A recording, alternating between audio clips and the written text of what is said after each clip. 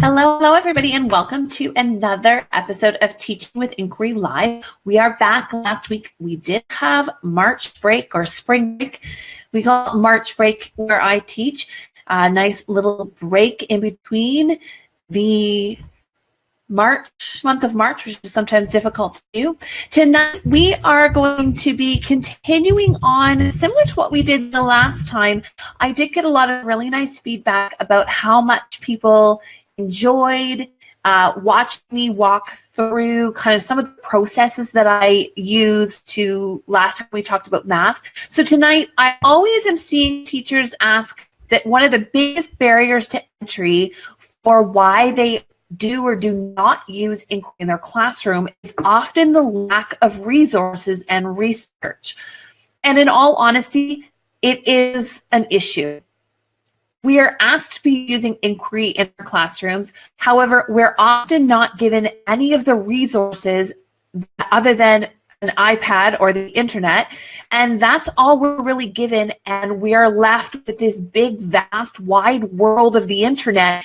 And unfortunately, the age of particularly my students, letting them just go open-ended on the internet sometimes isn't the greatest idea because they, just like we are, get super overwhelmed with what it is that they're trying to find, and they are bombarded with almost way too much information. This is some of the things that I can do in my classroom to help make the vast World Wide Web just a little bit smaller for my classroom. So tonight, I'm just going to walk you through that process.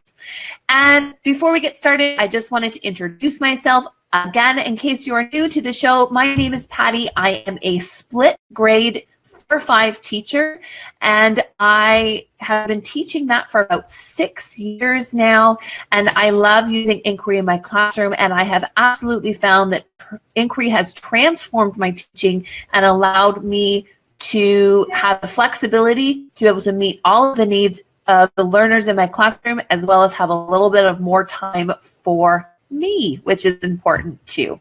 I'm a little less overwhelmed when I use a little bit of inquiry. So let's get started. I'm going to walk you through that. So I'm just going to share my screen here with you. So this is my desktop. What you're seeing right there on my desktop is actually the biggest thing that helps me reduce some of the overwhelm when I ask my students to research. Now, this is a website that is called livebinders.com, livebinders.com. And essentially what you're doing is creating a digital binder, and it allows you to organize your binder. So you are seeing my binder right now on forces acting on structures. So I can make a binder, and just like in a binder, you would have tabs that you can organize based on different lessons. So you'll see that I have tabs for lesson 4, and there's just a link. So I've just provided a link for students to follow for lesson 4. And there's also another link for lesson 6, and then I have student research. Research for bridges, as well as research for structures, because this year in particular, my students decided that they wanted to, I have some that were really interested in structures and some that were really interested in bridges. So I have 2 tabs in my binder. Now, underneath each one of those tabs, I also have sub-tabs and base tabs. So in the free version, this is a free site. There's a free and paid version. I do have the paid version. It's $4 a month. It's not super expensive, but you don't need it for your classroom use, really. I use it because I often share these with people who have purchased some of my units, so I need a bit more flexibility. But in the free version, you get a general tab and a sub-tab. And all you do is you can click on these sub-tabs underneath the student research for bridges, and you'll see that I have linked all of these sites. Now, some of these sites will open up right within the live binder, which I think is one of the best features of this site, in the fact that they don't actually have to go to Google to get started. They can just go into the live binder, which I will link with a QR code, and I just post that code in my classroom, and they can just scan the code and it opens up the live binder right there on their device. or I'll give them the URL, and they don't have to leave. And notice another great part is this is the YouTube video. There is no other suggested videos on the side that they can get trapped and click off to. There's just the one video that I have asked them to watch, and they can watch it all within that frame. Now, you do have to preview some of the videos because, again, it's the internet, and if you're not the content creator yourself, you should probably preview those. But having your Livebinder and having it in there without the distractions does help them be a bit more focused. So you can just add those. Now, when you go to add them, you simply just go to, this is just the view of my binder that students would see. For me as a teacher, I would go into the edit this binder, and it's going to open up what it looks like for the editing purposes. And you can see that you just add your tab and sub tab. You won't have the base tab in the free version, but you'll have everything else. And it is simple as just saying, I want to add a sub tab to this section.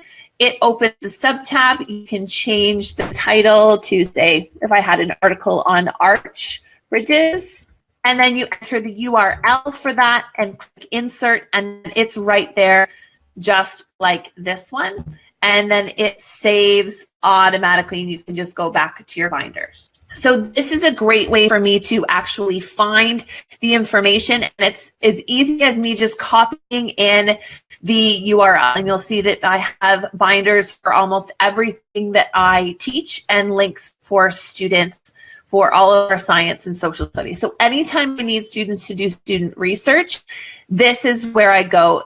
And I do have access to 6 iPads in my classroom, and other teachers in the junior grades in my school will often swap depending on what we have. So we might have 12 iPads in a classroom, and I am lucky enough to only have about 18 students. So that's about a 2-to-1 ratio.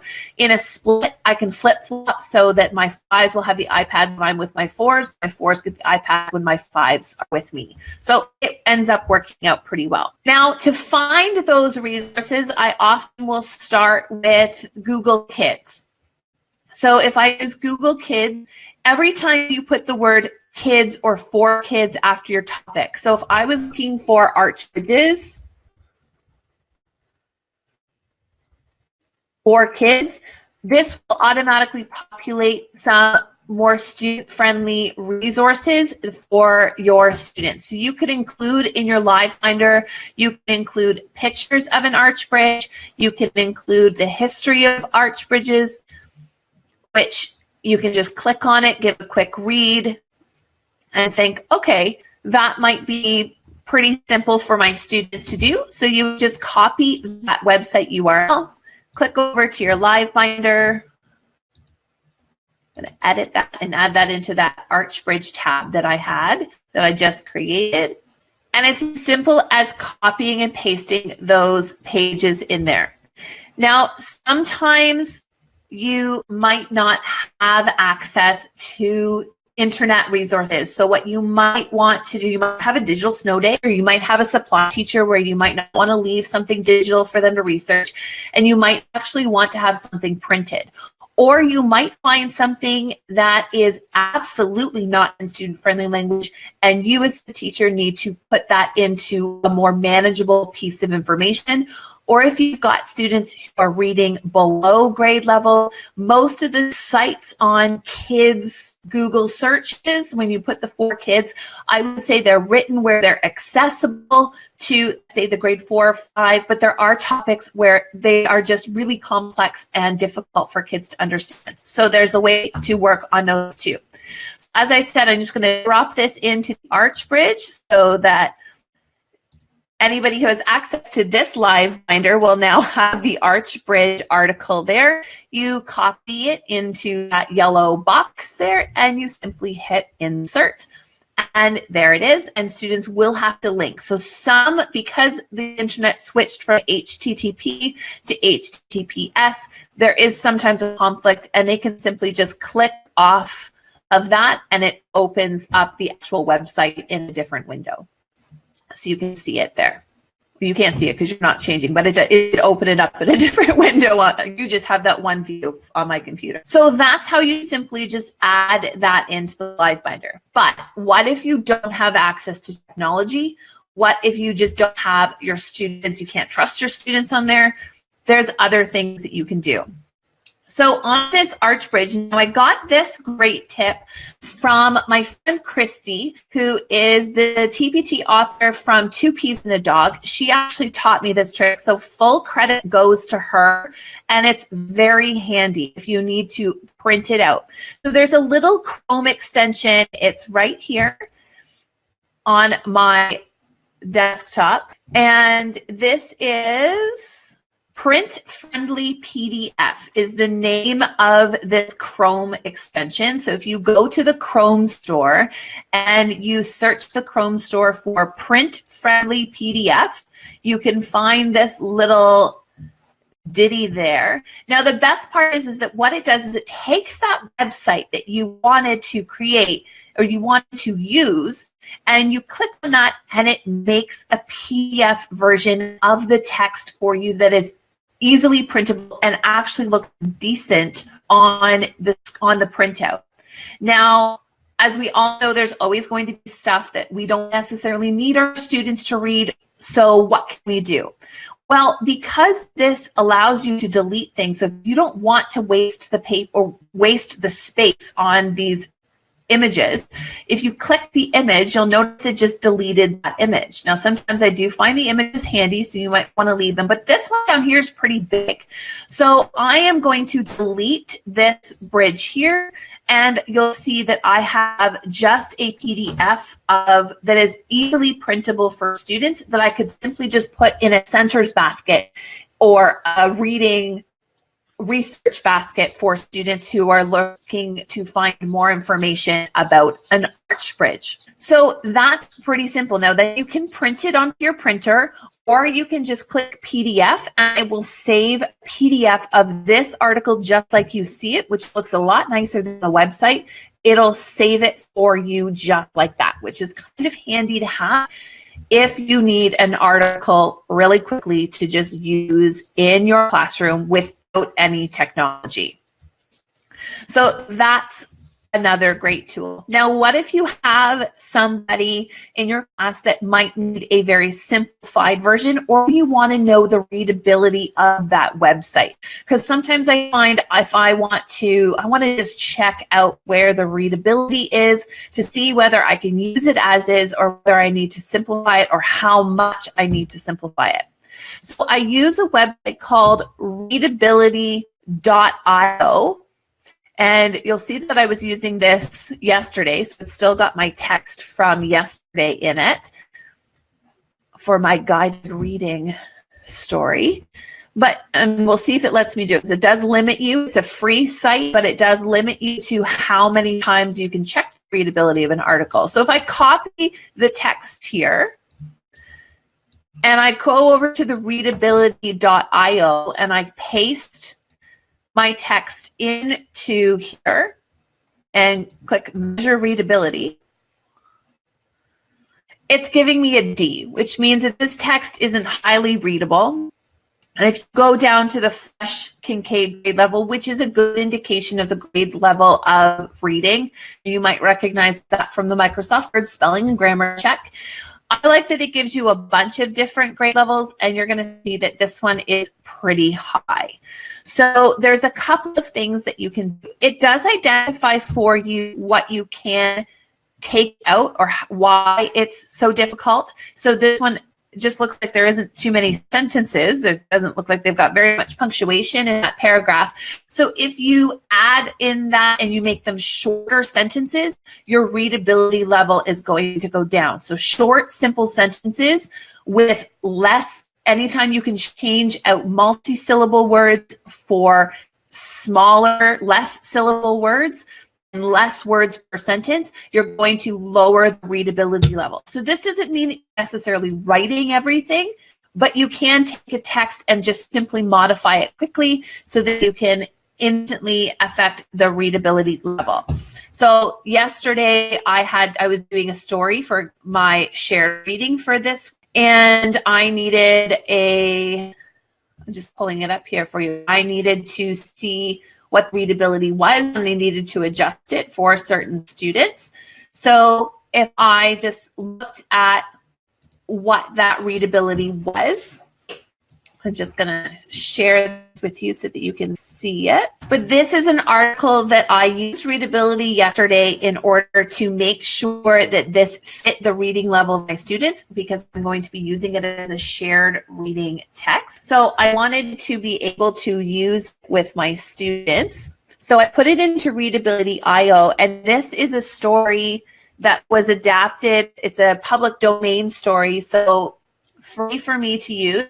And I simply just put it into Readability.io, and it showed me where some of the problems were, and I quickly added some different sentences, changed some sentences around, shortened some sentences, made them a little bit simpler. It maybe took me 10 minutes.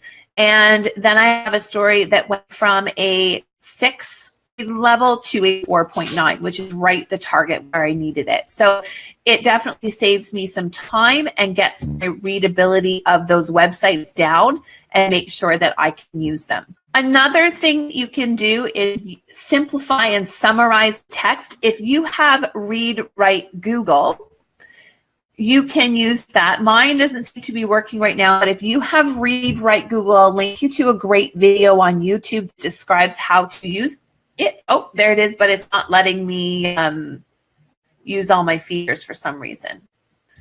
But Read Write Google, have a Read Write Google membership with your school board, that many of them have it. It's this button here that you can kind of see. It's kind of like text with an arrow.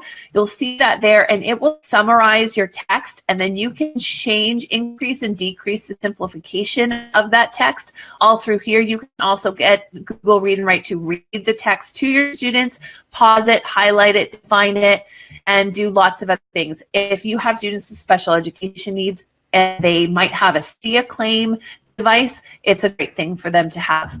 If you don't have Google Read and Write, or for me, it's not working, if you copy that text, you can use a website called rewordify.com. This is rewordify.com. Now, this will attempt to simplify your text. It's not perfect, so you will need to go back through it. But again, it cuts out the steps from you having to do something like completely rewrite the text, which is way too much, going to take most teachers way too much time to do. But this will cut down a lot of your time because it does that big step for you. So if you copy in your text there and click rewordify text and you wait for it to reload, it will rewordify your text for you, and it shows you where it takes out some of the words and simplifies it. You can also go on summarizing, and I believe Microsoft Word also allows you to summarize text. You can select the text and summarize it anytime. There's lots of automatic summary tools, although I do particularly like Google Read and Write that I can use. I wish I could use it today and make it work, but for some reason it's not working for me, of course. That's okay. It's there. I would use it if you have it with your board, and you can download that extension on Chrome and then just sign in using your Google Mail that's associated with your board, and chances are they probably have a subscription to that for you. So those are some of the things that I do to get student research. I use Google, kid-friendly Google searches. I do a lot of the grunt work at finding those resources. I save it into my Livebinder so that students can access it. If I need to have a printable version of that piece of research or that website, because I don't necessarily want them to go online, I will use this PrintFriendly PDF maker, PrintFriendly and PDF Chrome extension, so that I can make a simplified PDF of that website and take out all of the extra distracting things from there. And I will also use Readability.io to just test the readability of those pages before I print them, and use Rewordify as necessary to help me skip some steps. So if I need to, I can simplify that text. So there's lots of different things that you can do in order to make research a bit more accessible. It does take a little bit of work from us, but remember, with Inquiry, you are going to save some of that planning time at making tons and tons of worksheet lessons, because you're following your student lead, and they will often be doing this independently, and you have a lot of time for that assessment and those observations and conversations while they're working, so that you do end up saving some time just in maybe a different way than you suspected. So this is going to take a little bit of prep, but it might end up saving you some time later on. So for me, it's well worth that a little bit of extra time. So that's it for me tonight. I'm actually going to go and do a little bit of research on how to get my students to be using 3D shapes in a different way. That's my goal for this week, is 3D shapes with my students. And stay tuned. Watch on Instagram this week as you see that unfolding. I did head over to Canadian Tire this week and buy lots of different locks, because we are going to try a breakout with some geometry. So stay tuned, because I'm probably going to be posting my wins and losses and failures and successes all through the week about how that's working and whether the locks actually work, as I struggle my way through my very first breakout in my classroom. So stay tuned. You can see those on my Instagram feed that I might share with everybody. So I hope everybody has a great week. I hope if there is anything that I went over today that didn't quite make sense, just drop a comment in this video. I will answer it. If you're watching or listening to this on either the YouTube replay or the podcast replay, and you want to check this out and see my screen as I was sharing it, then head on over to www.teachingwithinquiry.com. I believe this is episode 43, and you will be able to link to that video, and hopefully you've got those tips and tricks for making student research less of a barrier for your entry into inquiry-based learning. Have a great week. I'll talk to you next week. Bye.